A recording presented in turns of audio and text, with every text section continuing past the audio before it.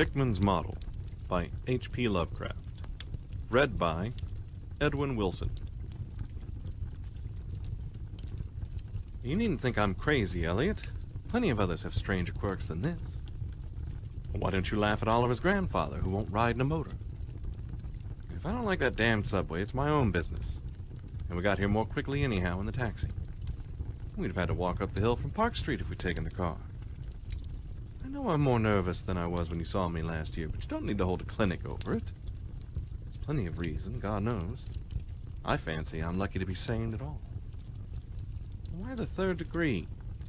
You didn't used to be so inquisitive. Well, if you must hear it, I don't know why you shouldn't. Maybe you ought to, anyhow. You kept riding me like a grieved parent when you heard I'd begun to cut the art club and keep away from Pickman. Now that he's disappeared, I go around to the club once in a while, but my nerves aren't what they were. No, I don't know what's become of Pickman, and I don't like to guess. You might have surmised I had some inside information when I dropped him, and that's why I don't want to think where he's gone. Oh, let the police find what they can. It won't be much, judging from the fact that they don't know yet of the old North End place he hired under the name of Peters.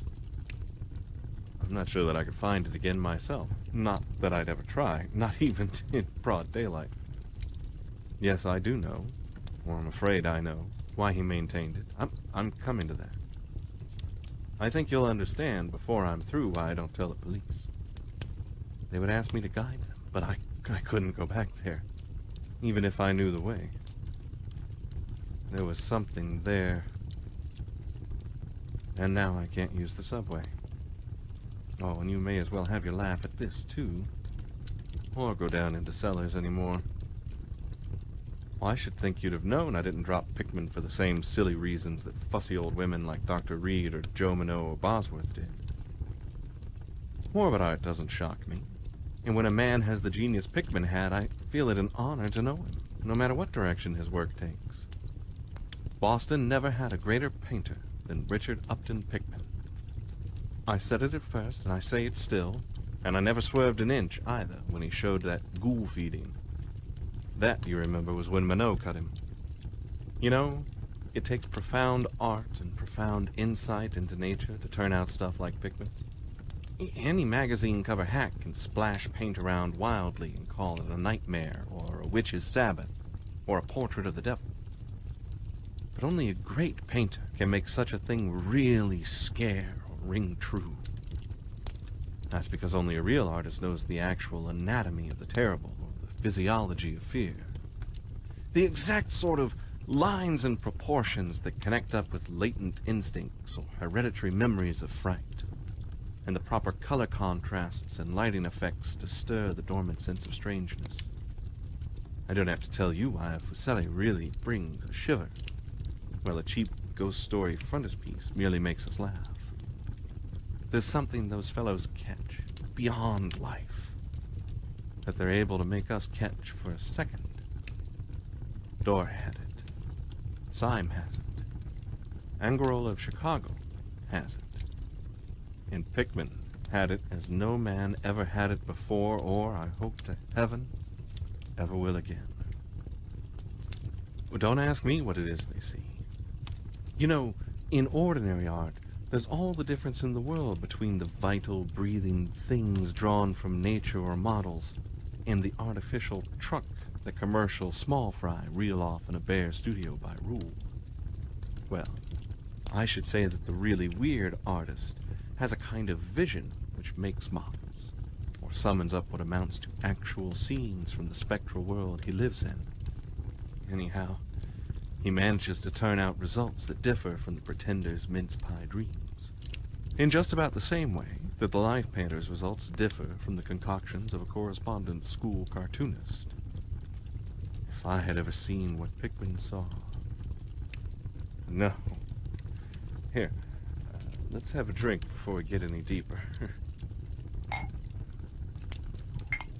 I wouldn't be alive if I'd ever seen what that man, if he was a man, saw.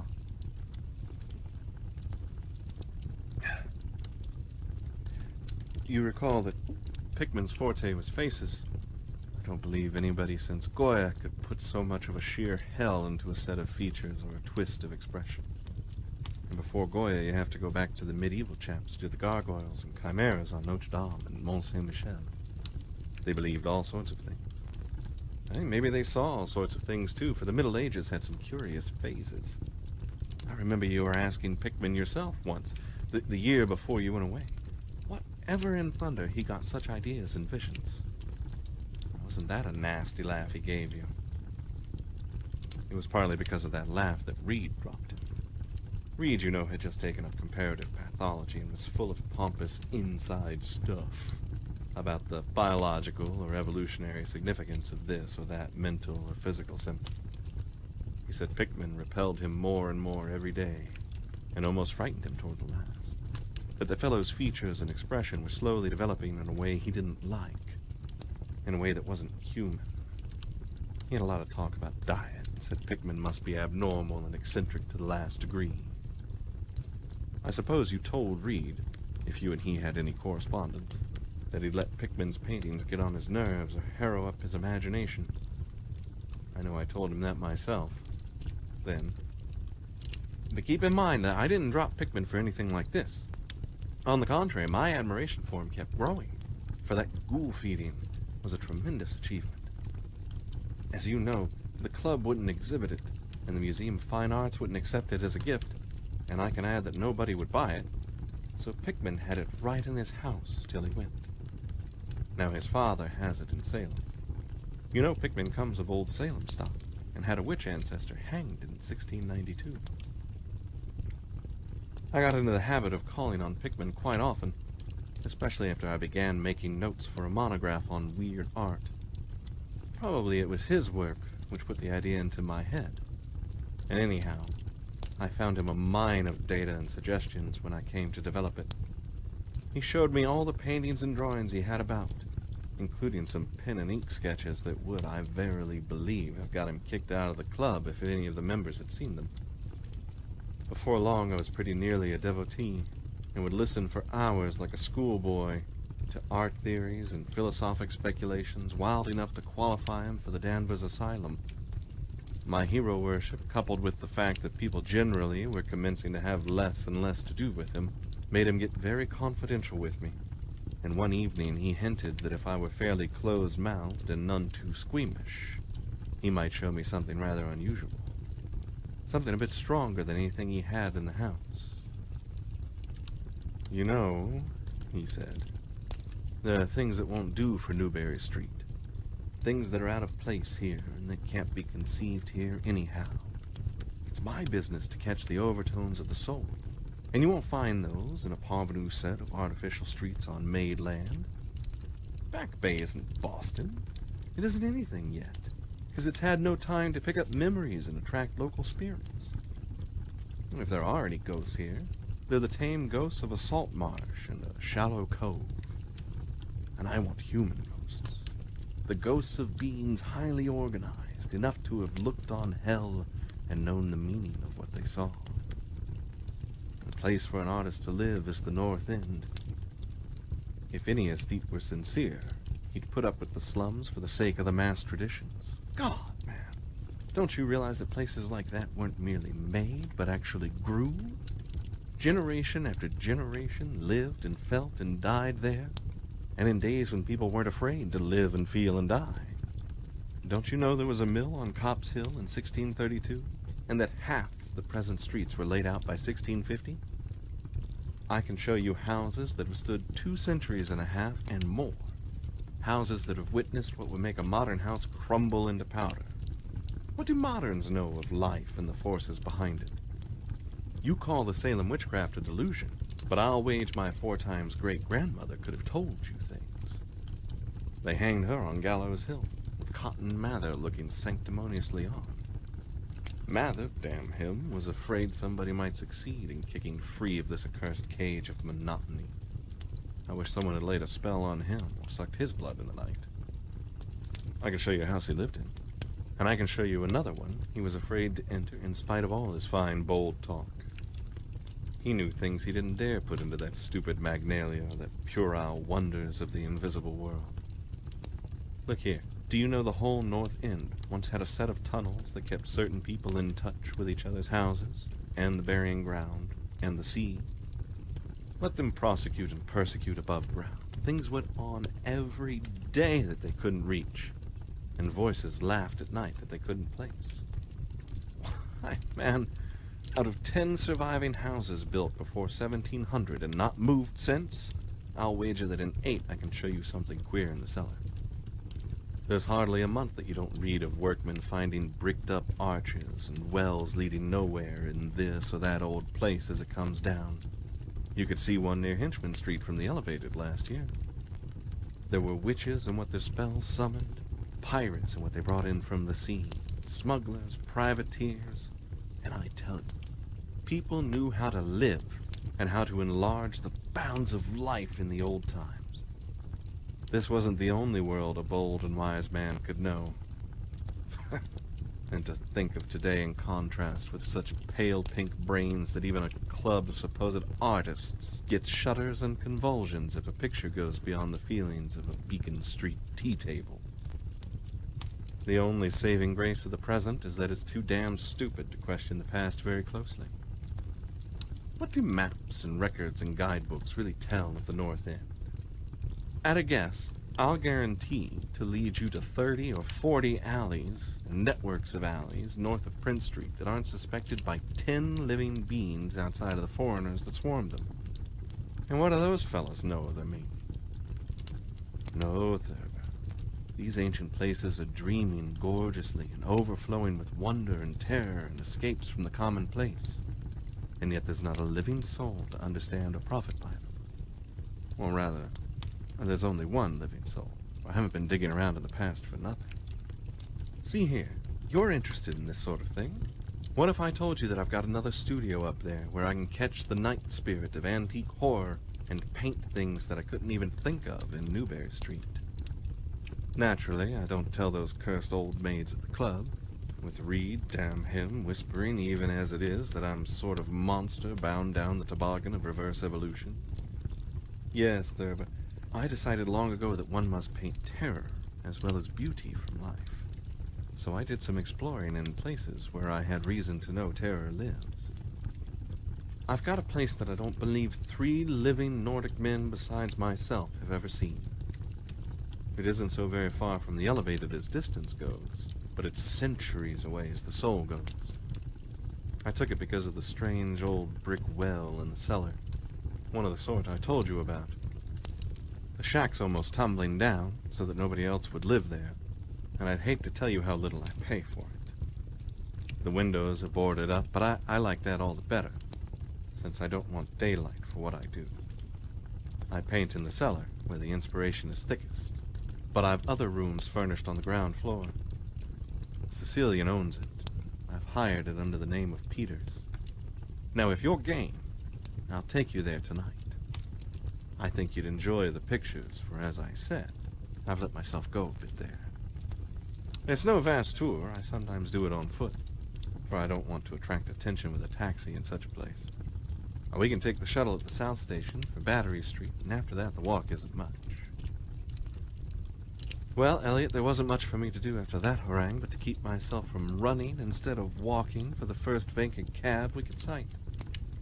We changed to the elevated at the South Station, and at about 12 o'clock had climbed down the steps at Battery Street and struck along the old waterfront past Constitution Wharf. I didn't keep track of the cross streets, and can't tell you yet which it was we turned up. I know it wasn't Greenough Lane. When we did turn, it was to climb through the deserted length of the oldest and dirtiest alley I ever saw in my life, with crumbling-looking gables, broken small-pane windows, and archaic chimneys that stood out half disintegrated against the moonlit sky. I don't believe there were 3 houses in sight that hadn't been standing in Cotton Mather's time. From that alley, which had a dim light, we turned to the left into an equally silent and still narrower alley with no light at all, and in a minute made what I think was an obtuse-angled bend toward the right in the dark. But not long after this, Pickman produced a flashlight and revealed an antediluvian 10-paneled door that looked damnably worm-eaten. Unlocking it, he ushered me into a barren hallway with what was once splendid dark oak paneling.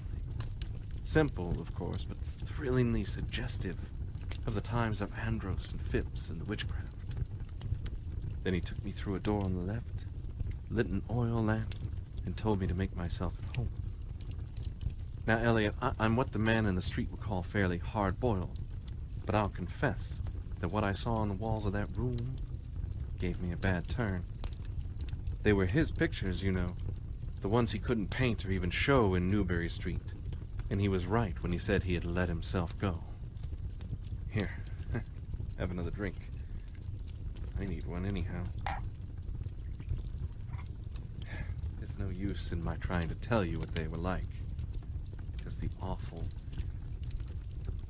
blasphemous horror and the unbelievable loathsomeness and moral fetor came from the simple touches, quite beyond the power of words to classify.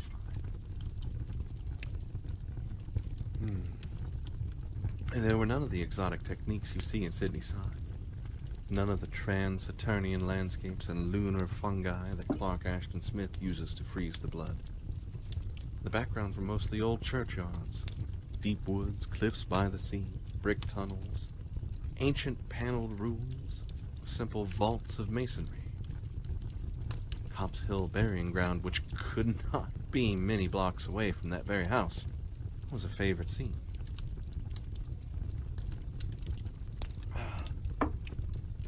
The madness and monstrosity lay in the figures in the foreground. For Pickman's morbid art was preeminently one of demonic portraiture. These figures were seldom completely human, but often approached humanity in varying degree. Most of the bodies, while roughly bipedal, had a forward slumping and a canine cast. The texture of the majority was a kind of unpleasant rubberiness. Ugh, I can see now. Their occupations, well, don't ask me to be too precise. They were usually feeding. I won't say on what. They were sometimes shown in groups in cemeteries or underground passages, and often appeared to be in battle over their prey, or rather their treasure trove. On what damnable expressiveness Pickman sometimes gave the sightless faces of this charnel booty. Occasionally the things were shown leaping through open windows at night, or squatting on the chests of sleepers, worrying at their throats. One canvas showed a ring of them baying about a hanged witch on Gallows Hill, whose dead face held a close kinship to theirs. But don't get the idea that it was all this hideous business of theme and setting which struck me faint. I'm not a 3-year-old kid, and I'd seen much like this before. It was the faces, Elliot. Those accursed faces that leered and slavered out of the canvas with the very breath of life. By God, man! I verily believe they were alive. That nauseous wizard had waked the fires of hell in pigment, and his brush had been a nightmare-spawning wand. Give me that decanter, Elliot. Oh, it was one. It's called The Lesson. Heavy pity me that I ever saw it. Listen. Can you fancy a squatting circle of nameless dog-like things in a churchyard, teaching a small child how to feed like themselves? Ooh. Price of a changeling, I suppose.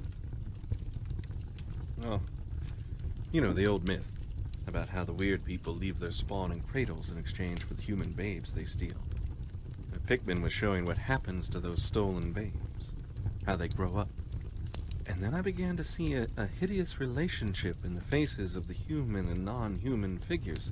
He was, in all his gradations of morbidity between the frankly non-human and the degradedly human, establishing a sardonic linkage and evolution. The dog things were developed from mortals, and no sooner had I wondered what he made of their own young, as left with mankind in the form of changelings, than my eye caught a picture embodying that very thought. It was that of an ancient Puritan interior, a heavily beamed room with lattice windows, a settle, and clumsy 17th century furniture. with a family sitting about while the father read from the scriptures. Every face but one showed nobility and reverence, but that one reflected the mockery of the pit. It was that of a young man in years, and no doubt belonged to a supposed son of that pious father, but in essence it was the kin of the unclean things. It was their changeling, and in a spirit of supreme irony, Pickman had given the features a very perceptible resemblance to his own. And by this time, Pickman had lit a lamp in an adjoining room and was politely holding open the door for me, asking me if I would care to see his modern studies. I hadn't been able to give him much of my opinions.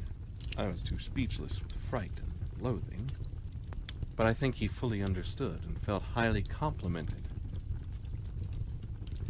And now I want to assure you again, Elliot, that I'm no mollycoddle to scream at anything which shows a bit of departure from the usual. I'm middle-aged and decently sophisticated, and I guess you saw enough of me in France to know I'm not easily knocked out. Remember, too, that I'd just about recovered my wind and gotten used to those frightful pictures which turned colonial New England into a kind of annex of hell. Well, in spite of all this, that next room forced a real scream out of me, and I had to clutch at the doorway to keep from keeling over.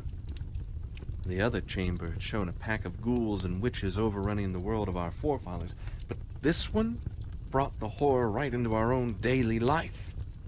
God, how that man could paint! There was a study called Subway Accident, in which a flock of the vile things were clambering up from some unknown catacomb through a crack in the floor of the Boylston Street subway and attacking a crowd of people on the platform. Another showed a dance on Copp's Hill among the tombs with the background of today. And then there were any number of cellar views with monsters creeping in through holes and rifts in the masonry and grinning as they squatted behind barrels or furnaces and waited for their first victim to descend the stairs. One disgusting canvas seemed to depict a vast cross-section of Beacon Hill, with ant-like armies of the mephitic monsters squeezing themselves through burrows that honeycombed the ground. Dances in the modern cemeteries were freely pictured, and another conception somehow shocked me more than all the rest. A scene in an unknown vault, where scores of the beasts crowded about one who held a well-known Boston guidebook and was evidently reading aloud. All were pointing to a certain passage, and every face seemed so distorted with epileptic and reverberant laughter that I almost thought I heard the fiendish echoes. The title of the picture was Holmes, Lowell, and Longfellow Lie Buried in Mount Auburn. As I gradually steadied myself and got readjusted to this second room of deviltry and morbidity, I began to analyze some of the points in my sickening loathing. In the first place, I said to myself, these things repelled because of the utter inhumanity and callous cruelty they showed in Pickman. And the fellow must be a relentless enemy of all mankind to take such glee in the torture of brain and flesh and the degradation of the moral tenement. In the second place, they terrified because of their very greatness. Their art was the art that convinced. When we saw the pictures, we saw the demons themselves and were afraid of them. And the strange part was that Pickman got none of his power from the use of selectiveness or bizarrerie. Nothing was blurred, distorted, or conventionalized. Outlines were sharp and lifelike, and details were almost painfully defined. And the faces. It was not any mere artist's interpretation that we saw. It was pandemonium itself, crystal clear in stark objectivity. That was it, by heaven. The man was not a fantasist or romanticist at all. He did not even try to give us the churning, prismatic ephemera of dreams, but coldly and sardonically reflected some stable, mechanistic, and well-established horror world which he saw fully, brilliantly, squarely, and unfalteringly. God knows what that world could have been, or where he ever glimpsed the blasphemous shapes that loped and trotted and crawled through it. But whatever the baffling source of his images, one thing was plain. Pickman was in every sense, in conception and in execution, a thorough, painstaking, and almost scientific realist. My host was now leading the way down cellar to his actual studio, and I braced myself for some hellish effects among the unfinished canvases. As we reached the bottom of the damp stairs, he turned his flashlight to a corner of the large open space at hand, revealing the circular brick curb of what was evidently a great well in the earthen floor. We walked nearer, and I saw that it must be 5 feet across, with walls a good foot thick and some 6 inches above the ground level. Solid work of the 17th century, or I was much mistaken. That, Pickman said, was the kind of thing he had been talking about. An aperture of the network of tunnels that used to undermine the hill. I noticed idly that it did not seem to be bricked up, and that a heavy disk of wood formed the apparent cover. Thinking of the things this well must have been connected with if Pickman's wild hints had not been mere rhetoric, I shivered slightly. Then turned to follow him up a step and through a narrow door into a room of fair size, provided with a wooden floor and furnished as a studio, and a acetylene gas outfit gave the light necessary for work. The unfinished pictures on easels or propped against the walls were as ghastly as the finished ones upstairs, and showed the painstaking methods of the artist. Scenes were blocked out with extreme care, and penciled guidelines told of the minute exactitude which Pickman used in getting the right perspective and proportions. The man was great. I say it even now, knowing as much as I do. A large camera on a table excited my notice. Pickman told me that he used it in taking scenes for backgrounds so that he might paint them from photographs in the studio instead of carting his outfit around the town for this or that view. He thought a photograph quite as good as an actual scene or model for sustained work, and declared he employed them regularly.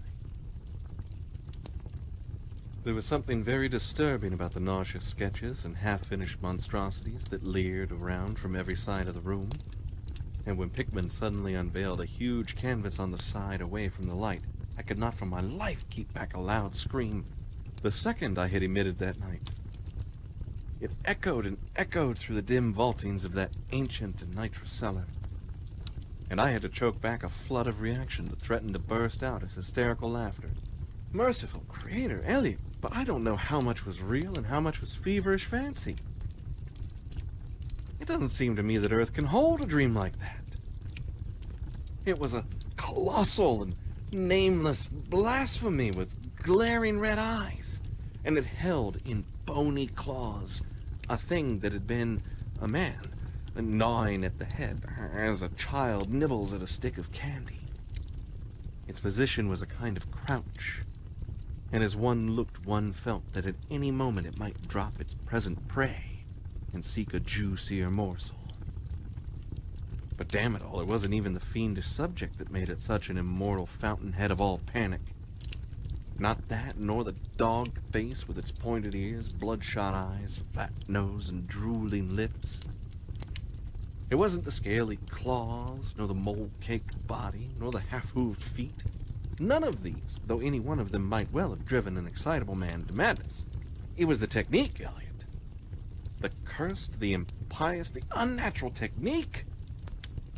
As I am a living being, I never elsewhere saw the actual breath of life so fused into a canvas. The monster was there. It glared and gnawed and gnawed and glared, and I knew that only a suspension of nature's laws could ever let a man paint a thing like that without a model, without some glimpse of the netherworld which no mortal unsold to the fiend has ever had. Pinned with a thumbtack to a vacant part of the canvas was a piece of paper now badly curled up, Probably I thought a photograph from which Pickman meant to paint a background, as hideous as the nightmare it was to enhance. I reached out to uncurl and look at it, when suddenly I saw Pickman start as if shot. He had been listening, with peculiar intensity, ever since my shocked scream had waked unaccustomed echoes in the dark cellar, and now he seemed struck with a fright which, though not comparable to my own, had in it more of the physical than of the spiritual. He drew a revolver and motioned me to silence, and then stepped out into the main cellar and closed the door behind him. I think I was paralyzed for an instant, imitating Pickman's listening. I fancied I heard a faint scurrying sound somewhere, and a series of squeals or bleats in a direction I couldn't determine. I thought of huge rats and shuddered. Then there came a subdued sort of clatter which somehow set me all in gooseflesh. A furtive, groping kind of clatter, though I can't attempt to convey what I mean in words. It was like heavy wood falling on stone or brick. Wood on brick. What did that make me think of? It came again, and louder. There was a vibration as if the wood had fallen farther than it had fallen before. After that followed a sharp, grating noise. A shouted gibberish from Pickman, and the deafening discharge of all 6 chambers of a revolver, fired spectacularly. Bam, bam, bam, bam, bam, bam, bam! As a lion tamer might fire in the air for effect. A muffled squeal, a squawk, and a thud. Then more wood and brick grating. A pause, and the opening of the door, at which, I'll confess, I started violently. Pickman reappeared with his smoking weapon, cursing the bloated rats that infested the ancient well. The deuce knows what they eat, Thurber, he grinned, for those archaic tunnels touch graveyard and witch den and seacoast. But whatever it is, they must have run short, for they were devilish anxious to get out. Your yelling stirred them up, I fancy. Better be cautious in these old places. Our rodent friends are the one drawback, though I sometimes think they're a positive asset by way of atmosphere and color. But, Elliot, that was the end of the night's adventure. Pickman had promised to show me the place, and heaven knows he had done it. He led me out of that tangle of alleys in another direction, it seems, for when we sighted a lamp-post, we were in a half-familiar street with monotonous rows of mingled tenement blocks and old houses. Charter Street it turned out to be, but I was too flustered to notice just where we hit it. We were too late for the elevated, and walked back downtown through Hanover Street. I remember that walk. We switched from Tremont up Beacon, and Pickman left me at the corner of Joy, where I turned off. I never spoke to him again. Why did I drop him? Don't be impatient. Wait till I ring for coffee. I've had enough of the other stuff, and I, for one, need something. No, it wasn't the paintings I saw in the place, though I'll swear they were enough to get him ostracized in 9/10 of the homes and clubs of Boston. And I guess you won't wonder now why I have to steer clear of subways and cellars. It was something I found in my coat the next morning. You know, the curled-up paper tacked to that frightful canvas in the cellar. The thing I thought was a photograph of some scene he meant to use as a background for that monster. That last scare had come while I was reaching to uncurl it, and it seems I had vacantly crumpled it into my pocket. But here's the coffee. Take it black, Elliot, if you're wise. That paper was the reason I dropped Pickman. Richard Upton Pickman, the greatest artist I have ever known, and the foulest being that ever leapt the bounds of life into the pits of myth and madness. Elliot, old Reed was right. He wasn't strictly human. Either he was born in Strange Shadow, or he'd found a way to unlock the forbidden gate. It's all the same now, for he's gone, back into the fabulous darkness he loved to haunt. Here, let's have the chandelier going. Don't ask me to explain or even conjecture about what I burned. Don't ask me either what lay behind that mole-like scrambling Pickman was so keen to pass off as rats. There are secrets, you know, which might have come down from old Salem times. And Cotton Mather tells even stranger things. You know how damned lifelike Pickman's paintings were. How we all wondered where he got those faces. Well, that paper wasn't a photograph of any background after all. What it showed was simply the monstrous being he was painting on that awful canvas. He was the model he was using, and its background was merely the wall of the cellar studio in minute detail. But by God, Elliot, it was a photograph from life.